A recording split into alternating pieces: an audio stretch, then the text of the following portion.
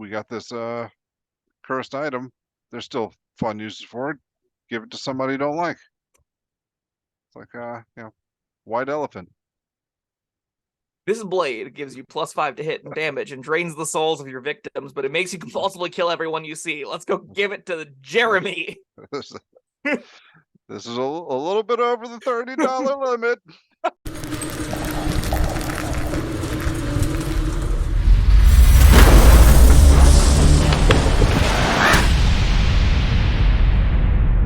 Hello, friends. Robert Bevan here, author of the Caverns Creatures series of comedy, fantasy novels, and short stories. With me is Sam West, and today we're talking about the spell Remove Curse. Got sucked out of me. Okay. I hope that sound picked up. This is a 3rd level Cleric, Paladin, Warlock, Wizard spell. It's got to cast off an action, range of touch, variable magic components, instantaneous duration. It's an abjuration spell. It's very short. At your touch, all curses affecting one creature or object end. If the object is a cursed magic item, its curse remains. The spell breaks its owner's attunement to the object, so it can't be removed or discarded. It's like, I feel like it lied to me, right? Yeah, like, that is a direct contradiction. Yeah. Yeah, so I don't like this spell. I think it's dumb. I think the attunement rules probably should have ways to break curses instead of needing this piece of crap band-aid. It ultimately is, like, to me, highlights a fundamentally broken system about cursed magic items and forced attunement, that kind of garbage. So I don't like it very much. I don't think the game benefits from the spell existing, and given the opportunity for other cool curses that are entirely mitigated by this 3rd level spell existing, I'm like, this shouldn't exist. We should just have a better system to handle cursed magic items than this, right? I don't know. It doesn't bother me that much. What? I mean, I guess because I'm not seeing the alternative that's in your imagination. But okay, have you recently faced off with curses that are not specifically tied to magic items? No.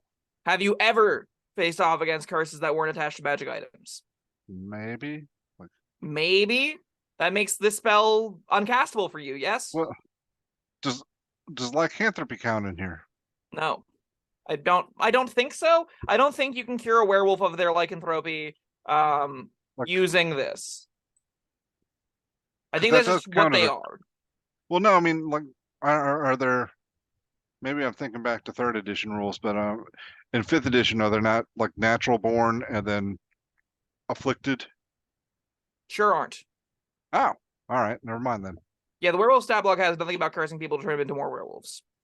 Okay, so then yeah, I'm going back to 3rd edition. Never mind. Yeah, hey, I could be commenting. Let me know if I'm wrong. Maybe that's written in the monster manual somewhere. There's a curse block for you can get cursed and become a werewolf, and then this can beat that. Sure, I think I would be good. Being a werewolf is strictly better, like always, right? Like unless you're forced to eat people. Control. Yeah, that's generally accepted as the downside, Sam. Yeah, well, okay, hold on. The werewolves in D&D 5th edition just can like switch between the forms willy-nilly and eat people as they please. So like, it's not really a curse anymore. Oh no, there's no compulsion. No. Yeah. Well, yeah. They're chaotic evil. Maybe that's sweet. The reasonable. They're like that's supposedly their compulsion is their chaotic evil nature. But like they can just use an action to pop between their wolf hybrid and wolf form, or back into its true form, which is humanoid. Like they can just do that. Then I think they just fucked up werewolves. Yeah, that's definitely true. Yeah, listen. Remove curse fundamentally makes it so interesting, difficult curses can't really exist because this spell just says I beat them if it's past 5th level. And because clerics and paladins can just prepare it whatever, you're like, well, this doesn't have any reason to exist against 9th level paladins or 5th level clerics. Like that just auto beats every curse imaginable. If they're an important part of your game, they can no longer be because the spell just says they're not anymore. I can just remove them willy-nilly for a 3rd level spell.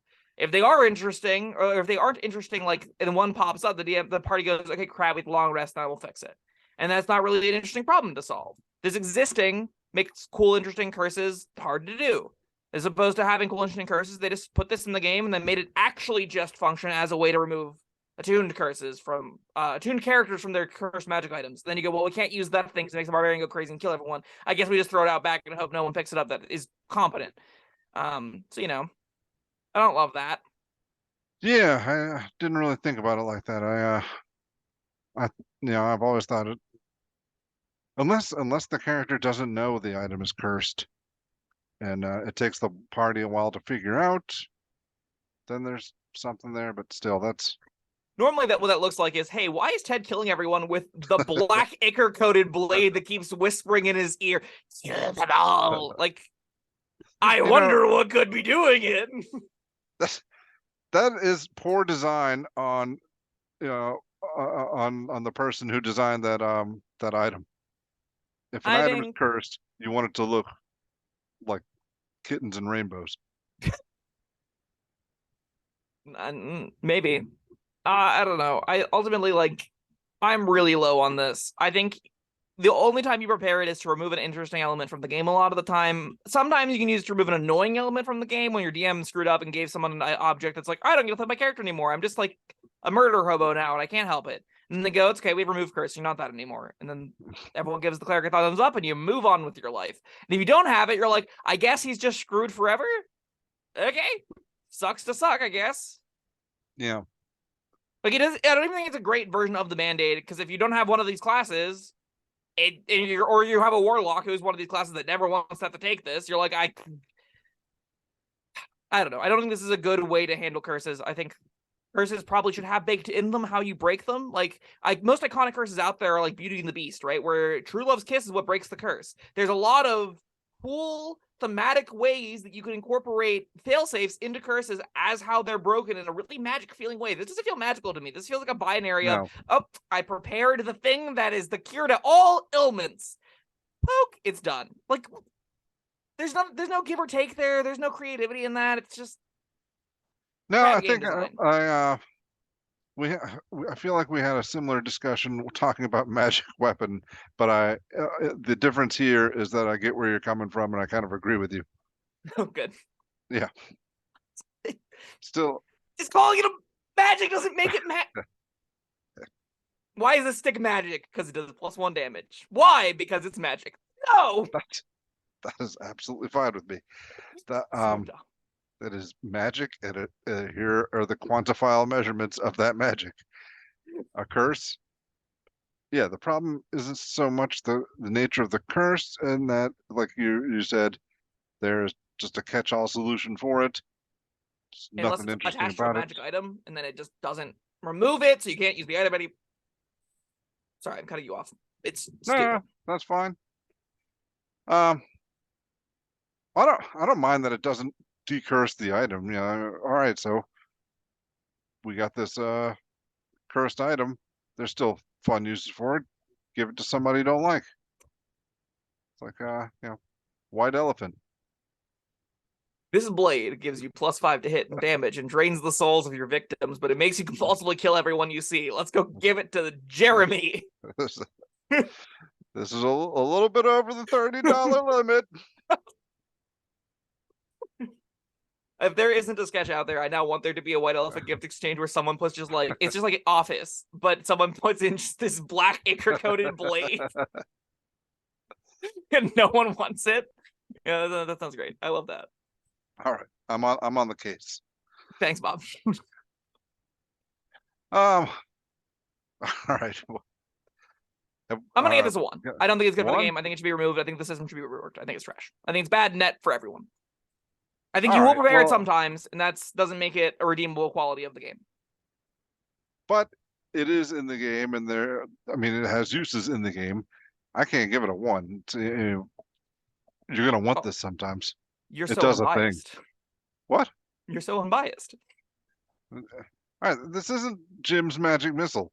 That's a good point. This is my version of Jim's Magic Missile. I didn't give that a 1. No, you should have. Yeah, probably. Maybe I did. I don't even remember. Anyways, I'll give it a 2. It's yeah, I agree with everything you said, but it does a thing. It does it effectively. That is the floor for a 2 normally, yeah. All right. Well, that was Remove Curse. Rambled quite a bit in that one. Good times. Yeah.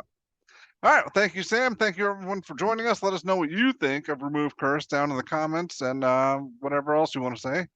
Like, subscribe, and we'll see you next time. Bye-bye.